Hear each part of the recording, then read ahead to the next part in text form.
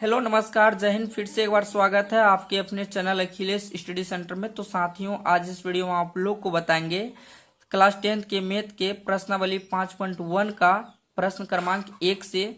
मैं आप लोग को इस वीडियो में समांतर श्रेणी के बारे में पूरी डिटेल तरीके से बताऊंगा, तो वीडियो को बिना स्किप किए लास्ट तक देखना। और मैं आप लोग को बता देना चाहूँगा, यदि आप मेरी वीडियो को देख रहे हैं तो आप हमारी वीडियो को लाइक कर दीजिए। चैनल पर नए हैं तो चैनल को सब्सक्राइब करके बेल आइकन का बटन दबा लीजिए, ताकि हमारी जब भी कोई न्यू वीडियो होगी सबसे पहले इसका नोटिफिकेशन आप लोगों के पास पहुंचेगी। तो मैं चाहता हूं कि हमारे जितने भी व्यूवर हैं उनको मैं अच्छा से अच्छा कंटेंट दूं, और ये कंटेंट आप लोग की वजह से ही मैं बना पा रहा हूँ। यदि आप लोग हमारी वीडियो को नहीं देखेंगे तो मैं इतना अच्छा कंटेंट नहीं बना पाऊंगा। तो मेरा कहने का मतलब ये है कि आप हमारे चैनल पर बने रहिए। क्लास 10th की पूरी तैयारी कराई जाएगी आपको हमारे चैनल पर। आपको जो है एग्जाम से डरना नहीं है, और आपको अगर डर लगता हो तो आप हमेशा एक बात याद रखिए कि इंसान से बढ़कर जिंदगी में कुछ नहीं होता है। इंसान ही किताब को बनाया है और इंसान ही इसको देखकर डरेगा, तो ये गलत बात है। इसीलिए आप लोग को डरना नहीं है, और आप लोग जो अपने आप में बोलिए कि हम लोग डरने वालों में से नहीं हैं। आप लोग को ये हमेशा याद रखना। तो चलिए मैं आप लोग को सबसे पहले समांतर श्रेणी क्या होती है इनके बारे में मैं आप लोग को बता देता हूं कि समांतर श्रेणी को इंग्लिश में अर्थमेटिक्स प्रोग्रेशन बोलते हैं। यहाँ पे आप देख पा रहे हैं कि समांतर श्रेणी को इंग्लिश में अर्थमेटिक्स प्रोग्रेशन बोलते हैं। इसको शॉर्ट में एपी भी बोला जाता है। शॉर्ट में एपी का फुल फॉर्म पूछेगा तो बता देना कि अर्थमेटिक्स प्रोग्रेशन होता है, ठीक है। और ये आपके क्लास 10th के मैथ के चैप्टर 5 है, जिनका नाम है समांतर श्रेणी, ठीक। और इनको जो हम बारी बारी से सभी क्वेश्चन को सोल्व करेंगे। तो आपको जितने भी समांतर श्रेणी की वीडियो मिलेगी, आप सभी वीडियो को क्रम वाइज अगर देख लेते हैं तो समांतर श्रेणी का एक भी क्वेश्चन आपके बोर्ड एग्जाम में नहीं छूटेंगे। अगर छूटते हैं तो समझ लेना कि मेरी मेहनत कम होगी, जो हम आप लोग को अच्छी तरीके से नहीं बता पाए हैं। तो आप वीडियो देखिए, वीडियो देखकर आप सभी चीजों को धीरे धीरे सीख जाएंगे। तो चलिए मैं आप लोग को समांतर श्रेणी का प्रश्न क्रमांक 1 है उनको हम सोल्व करके बताते हैं। तो यहाँ पे हमारा प्रश्नावली 5.1, इसमें क्या बोल रहा है प्रश्न क्रमांक 1 में, निम्नलिखित स्थितियों में से किन स्थितियों में संबंध संख्याओं की सूची एपी है और क्यों। तो ये हमें बताना है कौन एपी है और कौन एपी में नहीं है, उसका रीजन भी बताना है, ठीक है। इसमें पहला पार्ट दिया गया है, प्रत्येक किलोमीटर के बाद का टैक्सी का किराया, जबकि प्रथम किलोमीटर के लिए किराया 15 रुपया है और प्रत्येक अतिरिक्त किलोमीटर के लिए किराया 8 रुपया है। इसका कहने का मतलब क्या है कि 1 किलोमीटर जो आदमी अगर दूरी तय करेगा तो उनका जो है 15 रुपया लेगा। 1 किलोमीटर के लिए दूरी 15 रुपया लेगा, और यदि 1 किलोमीटर से अधिक दूरी तय करता है तो उनका 8 रुपया एक्स्ट्रा किराया लगेगा। कहने का मतलब यह है कि जो व्यक्ति अगर 1 किलोमीटर तक चलता है तो उसका 15 रुपया किराया लगेगा, और 1 किलोमीटर से अधिक दूरी चलता है तो उनका 8 रुपया अतिरिक्त लगेगा। ये प्रश्न में कहा गया है और इसका स्टेटमेंट हम समझ गए हैं और हम आप लोग को समझा भी दिए हैं। तो आप लोग को किस प्रकार सोल्व करना है तो मैं आप लोग को अभी बताऊंगा। आप जो है चिंता मत कीजिए, आपको सभी चीजों का सोल्यूशन इस वीडियो में मिलने वाला है, ठीक है। तो चलिए हम लोग प्रश्न क्रमांक 1 को बारी बारी से सोल्व करते हैं। तो यहाँ पे सबसे पहले आपको लिखना है, 90 किलोमीटर का किराया AN है। प्रथम किलोमीटर का किराया कितना दिया है, प्रथम किलोमीटर का किराया, प्रथम किलोमीटर का किराया आपको 15 रुपया दिया गया है, जो कि A1 का मान होगा। उसके बाद अतिरिक्त किराया आपको क्या दिया गया है, तो मैं यहां पर भी लिख लेता हूं, अतिरिक्त किराया हमें दिया गया है। अतिरिक्त का मतलब फाजिल किराया, अतिरिक्त किराया, ये हमें 8 रुपया दिया गया है। तो बताइए A1 का मान क्या होगा, A1 का मान होगा 15, ठीक। A2 का मान क्या होगा, A2 का मान हो जाएगा 15 प्लस 8, यानी 15 और 8 को जोड़ते हैं तो 23 आता है। यहाँ पे आप लिख सकते हैं यानी दूसरी किलोमीटर का किराया, ये लिख सकते हैं। मैं आप लोग को बहुत सिंपल तरीके से बता रहा हूं। अब यदि A3 का मान निकालना हो तो आप किस तरीके से निकाल सकते हैं, तो 23 में जो है आपको 8 जोड़ देना है, आपका निकल के आ जाएगा A3 का मान। अब देखिए 3 से 4 निकाल लीजिए, बहुत हो गया। यहाँ पे आप देख पा रहे हैं कि एक एपी बन रहा है। यहाँ पे क्या बन रहा है, एक एपी बन रहा है। पहले 15 था, फिर 23 था, फिर 31 था, डैश डैश डैश, अनंत समय तक के लिए चलता रहेगा। हम चाहेंगे तो और भी निकाल सकते हैं, तो मैं यहीं पे इसको एंड कर देता हूं। आप चेक करना कि इस एपी में है या नहीं है। तो एपी में चेक करने के लिए हमको क्या करना पड़ेगा, इसको A1 मानना पड़ेगा, इसको A2 और इसको A3। तो लिख लेते हैं A1 बराबर 15, उसके बाद A2 बराबर 23 और ये हो जाएगा आपका A3 31। अब क्या करेंगे, हम इसका एपी चेक करेंगे। तो एपी चेक करने का फिक्स फार्मूला है, A2 में से A1 माइनस कर देंगे, फिर A3 में से A2 माइनस कर देंगे। A2 का मान कितना है, यहाँ देख सकते हैं 23 है, माइनस A1 का मान 15 है, बराबर A3 का मान कितना है 31 है, A2 का मान कितना है 23 है। अब यहाँ पे अगर घटाते हैं तो 8, यहाँ पर भी घटाएंगे तो 8 आएगा। तो आप देख सकते हैं कि A2 माइनस A1 के बराबर में है A3 माइनस A2, है ना। तो यहाँ आप लिख सकते हैं कि A2 माइनस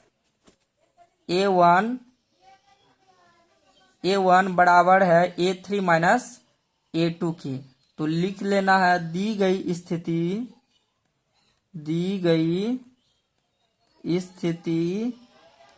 एपी में है, दी गई स्थिति एपी में है। हमें एपी चेक करना था तो हमने चेक करके बता दिया है कि एपी में है या नहीं है। इसी तरीके से हम इसका सेकेंड पार्ट को पढ़ते हैं और फिर इसको सोल्व करते हैं। तो आपको जो है आप अपनी कॉपी में इसको अच्छी तरीके से नोट कर लीजिए, या तो आप मोबाइल से स्क्रीनशॉट ले सकते हैं। तो चलिए मैं आप लोग को इसका अगला प्रश्न सोल्व करके बताता हूं। अगला प्रश्न में क्या बोल रहा है, किसी बेलन, जिसको इंग्लिश में सिलेंडर बोलते हैं, किसी बेलन सिलेंडर में उपस्थित हवा की मात्रा जबकि वायु निकालने वाला पंप प्रत्येक बार बेलन की शेष हवा का 1/4 भाग बाहर निकाल देता है। तो ये हमें क्या बोल रहा है कि एक बेलन है और उस बेलन में जो है जितना बार हम हवा पंप मारते हैं उतना बार जो है उसका 1/4 भाग बाहर निकल जाता है। ठीक है, मैं आप लोग को अभी हिसाब को बनाकर समझाऊंगा कि किस प्रकार हम हवा को पंप मारते हैं तो उसका 1/4 भाग बाहर निकलता है। तो चलिए मैं इसको सिस्टमेटिक तरीके से अपनी कॉपी में समझते हैं, फिर इनको हम एग्जाम में अगर लिखना हो तो हम किस प्रकार लिख सकते हैं इसके बारे में हम लोग चर्चा करेंगे। तो आइए हम लोग कॉपी में लिखते हैं। सबसे पहले हमको मानना पड़ेगा, ये हमारा सेकेंड पार्ट है। सबसे पहले हम लिखेंगे हल, ठीक है, उनके बाद लिखेंगे माना कि बेलन में उपस्थित हवा की मात्रा, इसको 100 मान लेते हैं। ठीक है, इसको हम क्या मानेंगे 100 मान लेंगे। उसके बाद यहां पे आपका A1 का मान हो जाएगा। ठीक, आप देखिए आपको क्या करना है, आपको करना है कि प्रथम बार यानी पहली बार अगर पंप मारते हैं तो 100 का 1/4 भाग बाहर निकल जाएगा। तो लिखेंगे प्रथम बार 100 का 1/4 भाग बाहर निकालने पर तो देखिए 100 का मतलब होता है गुना और 1/4 है तो हम इसको सेम टू सेम लिख देंगे। आप देखिए यहाँ पे क्या होगा, हम कटा सकते हैं ना, 4 एकम 4, 25 चौके 100, तो यहाँ पे 25 आ गया। ये A1 का मान था, ये हमारे पास A2 का मान आ जाएगा। अब बताइए उसमें शेष हवा कितना रहेगा सिलेंडर में, बेलन में, तो शेष हवा निकाल लेते हैं हम। यहाँ पे लिखेंगे शेष हवा शेष हवा 100 में 25 निकल जाएगा तो मेरे पास 75 बचेगा। कितना बचेगा? 75। अब इसका 1/4 भाग बाहर निकालना है तो हम लिखेंगे कि 75 का द्वितीय बार या दूसरी बार लिख सकते हैं, द्वितीय बार 75 का 1/4 भाग बाहर निकालने पर। अब देखिए 75 का 1/4 भाग बाहर निकालेंगे तो 75 को हम सेम टू सेम लिखेंगे। का मतलब गुना 1/4 है तो 1/4। 75 को 1 से गुना करेंगे, 75 बट्टा में 4 है तो 4। 75 में अगर 4 का भाग देते हैं तो 18.75 आता है, यानी 75 आ जाएगा, जो कि ए आपका A3 का मान हो जाएगा और A2 का मान। 3 से 4 निकाल लीजिए, आपका काम उसी में हो जाएगा। अब चेक करना है एपी में है या नहीं, तो एपी में चेक करने के लिए हमको यहाँ पे एक सीरीज बनाना पड़ेगा। तो लिखेंगे एपी बराबर, पहला कितना था? 100 था, दूसरा क्या है? 25 है, तीसरा क्या है? 18.75 है, डैश डैश डैश। अनंत समय तक के लिए चलता रहेगा, लेकिन हम इतना ही निकालेंगे। आप देखिए A1 का मान है, A2 का मान है, A3 का मान है, तो हम यहाँ पे लिख सकते हैं A1 बराबर 100, A2 बराबर 25, A3 बराबर 18.75। अब हम इसका चेक करेंगे एपी में है या नहीं है, तो हम लिखेंगे A2 माइनस A1 बराबर A3 माइनस A2। अब A2 का मान कितना है ये आप देख सकते हैं, A2 का मान 25 है तो यहाँ पे हम 25 लिखेंगे, माइनस A1 का मान कितना है? 100 है तो यहाँ 100 लिखेंगे, इक्वल के सीधे इक्वल। A3 का मान कितना है? 18.75, माइनस A2 का मान कितना है? 25। यहाँ अगर माइनस करेंगे तो 75 आएगा। अब यहाँ अगर माइनस करते हैं तो माइनस का 6.25 आता है, जो कि बराबर नहीं है, तो हम यहाँ लिख सकते हैं दी गई स्थिति एपी में नहीं है। दी गई स्थिति एपी में नहीं है, ये हम यहाँ पर लिख सकते हैं। तो इस तरीके से हम जो है इसका सेकेंड पार्ट को भी सोल्व कर सकते हैं। तो चलिए मैं आप लोग को अब इसका तीसरा पार्ट सोल्व करके बताता हूं।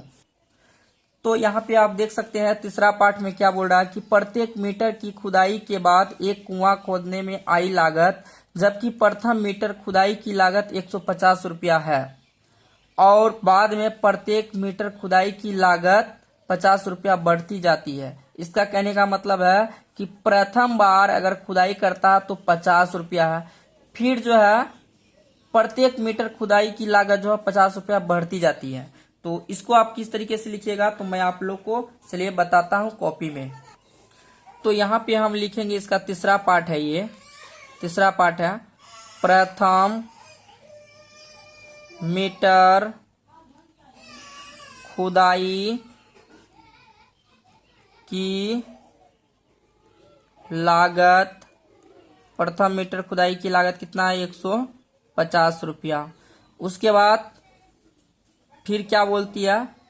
प्रत्येक मीटर खुदाई की लागत 50 रुपया बढ़ती जाती है। तो लिखेंगे बाद में प्रत्येक मीटर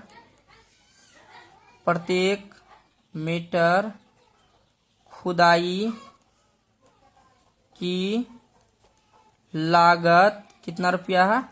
50 रुपया। तो ये हम लिख लेंगे। अब देखिए A1 का मान निकाल लीजिए। A1 का मान तो आपका 150 ही होगा। A2 का मान आपका क्या हो जाएगा? 150 में से फिर 50 को ऐड कर दीजिए तो ये आपका 200 आ जाएगा। A3 का क्या होगा?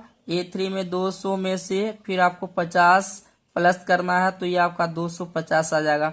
आप देखिए यहाँ पे एक सीरीज बन गया, आपका एक सीरीज बन गया। सीरीज क्या बना आपका?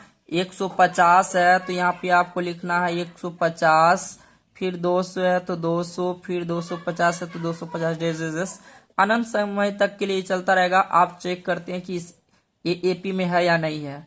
तो हम लिखेंगे A1 का मान आपके पास कितना है? 150 है। A2 का मान आपके पास कितना है? 200 है। A3 का मान आपके पास कितना है? 250 है। तो लिखेंगे A2 माइनस A1 बराबर A3 माइनस में A2। A2 का मान आपके पास 200 है ही, माइनस A1 का मान 150 इक्वल में A3 का मान 250 माइनस A2 का मान 200। अब देखिए हम इसको घटाएंगे तो मेरे पास 50 आएगा, इसको भी घटाएंगे तो मेरे पास 50 आएगा। तो बताइए दोनों का मान क्या बराबर है ना। तो अब हम यहाँ पे लिख सकते हैं कि दी गई स्थिति AP में है, दी गई स्थिति AP में है। तो इस तरीके से हम इसको चेक कर सकते हैं या AP में है या नहीं है। तो चलिए अब हम इसका लास्ट पार्ट, चूंकि 1 नंबर क्वेश्चन में टोटल 4 पार्ट दिए गए हैं तो चारों पार्ट को मैं बारी बारी से सोल्व करके बता रहा हूं। तो ये आपका तीसरा पार्ट था जो हमने अच्छी तरीके से सरल करके बता दिया। अब इसका चौथा पार्ट को सोल्व करेंगे। तो चलिए हम लोग पहले क्वेश्चन को ही समझ लेते हैं। तो आपका चौथा पार्ट में क्या बोल रहा है, खाते में प्रत्येक वर्ष का मिश्र धन, प्रत्येक का मतलब होता है 1 वर्ष का मिश्र धन, कितना दिया है 10,000 रुपया की राशि 8% वार्षिक की दर से चक्रवृद्धि ब्याज पर जमा की जाती है। ये आपको प्रथम वर्ष का जो है मिश्र धन दिया गया 10 रुपया, 10 रुपया बोलते हैं 10,000 रुपये, और आपका दर दिया है 8%, समय आपका 1 वर्ष दिया गया, ठीक है ना। तो आपको जो है इसका चक्रवृद्धि ब्याज पर इसका राशि ज्ञात करना है। तो चलिए मैं आप लोगों को इसका जो सोल्यूशन होगा वो आप किस तरह से कर सकते हैं। तो चलिए मैं आप लोग को कॉपी में समझाता हूं। सबसे पहले आपको लिखना है प्रथम वर्ष का मिश्र धन। यहाँ पे हम लिख लेते हैं, चूंकि चौथा पार्ट है, प्रथम वर्ष का मिश्र धन। प्रथम वर्ष का मूलधन दिया गया था ना, तो मूलधन लिखेंगे, मिश्र धन नहीं होगा। मूलधन कितना दिया गया है 10,000 रुपये दिया गया है, ठीक है। और देखिए दर कितना दिया गया है, दर आपको 8% दिया गया है, समय आपको 1 दिया गया है, समय कितना दिया गया है 1। तो आपको 1 वर्ष दिया गया, आपको जो है इसका चक्रवृद्धि ब्याज क्या करना है। तो लिखेंगे प्रथम वर्ष का मिश्र धन, प्रथम वर्ष का मिश्र धन, प्रथम वर्ष का मिश्र धन A1 का मान आपका 10,000 रुपया हो जाएगा। A1 का मान कितना हो जाएगा 10,000 रुपया। अब इसका द्वितीय वर्ष का मिश्र धन निकालना है। तो लिखेंगे दूसरे वर्ष का मिश्र धन A2। इसके लिए आपको फॉर्मूला का यूज करना है, मूलधन प्लस मूलधन इंटू दर गुना समय और बट्टा में 100, ये आपको लिखना है, ठीक है। मूलधन कितना दिया है 10,000, तो यहाँ पे आपको 10,000 लिखना है, प्लस में फिर मूलधन कितना दिया 10,000, तो हम लिख लेंगे 10,000 गुना दर 8 गुना समय 1 और 100 यहाँ पे दे देंगे। 2 0 से 2 0 कैंसिल। अब आपको इसको सरल कर लेना है। यहाँ पे 10,000 प्लस में 100 को 8 से गुना करेंगे तो 800 हो जाएगा, जोड़ेंगे तो 10,800 हो जाएगा, ठीक है। ये आपका A2 का मान निकल जाएगा। अब चलिए इसका तीसरे वर्ष का मिश्र धन हम लोग निकाल लेते हैं। तो तीसरे वर्ष का मिश्र धन कैसे निकालेंगे, तो हम यहाँ पे लिखेंगे तीसरे वर्ष का मिश्र धन, तीसरे वर्ष का मिश्र धन, तीसरे वर्ष का मिश्र धन यानी A3 निकालेंगे। तो वही सूत्र काम में लेना है, मूलधन प्लस मूलधन गुना दर गुना समय बट्टा में 100, ये हम लिख देंगे।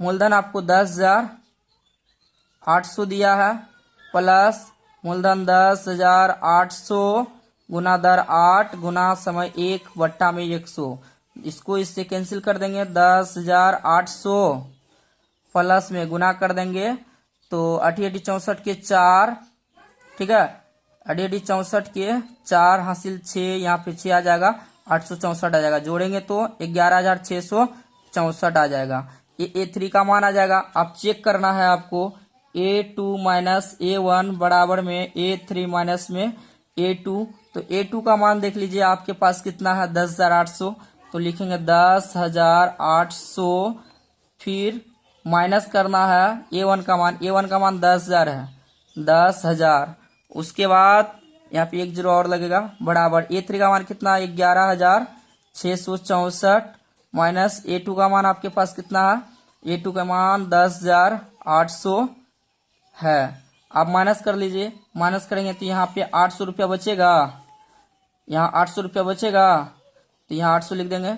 आप यहाँ घटा लीजिए 11,664 में 10,800 माइनस करना है तो 4 6 16 में से 8 जाएगा तो 8, यहाँ पे 864 बच रहा है, जो कि दोनों बराबर नहीं है। तो हम यहाँ लिख सकते हैं ना, दी गई स्थिति AP में नहीं है। अगर बराबर होता, ये दोनों का मान बराबर होता तो AP में हो जाता, लेकिन बराबर नहीं है इसलिए AP में नहीं होगा। तो इसी के साथ हम इस वीडियो को समाप्त करते हैं, क्योंकि आपका वीडियो बहुत लंबा हो चुका है और हम आप लोग को एक्सरसाइज 5.1 का प्रश्न क्रमांक 1 के जितने भी पार्ट थे उनको हम सरल करके बता दिए हैं। अब हम लोग जो है इधर सभी प्रश्नों को एकदम सरसरा के हम सभी प्रश्नों को सोल्व कर लेंगे। तो आप वीडियो को बिना स्किप किए लास्ट तक देखिएगा ताकि आपको जो है सारा चीज समझ में आए। तो मैं आप लोग को इसके बाद जो वीडियो दूंगा वो आपको सेकंड नंबर से होगा, जो कि 2 नंबर से होगा। प्रश्न क्रमांक 2 से सभी प्रश्न को सोल्व करके बता देंगे। तो मिलते हैं फिर एक नए वीडियो में नए टॉपिक के साथ, तब तक के लिए गुड बाय।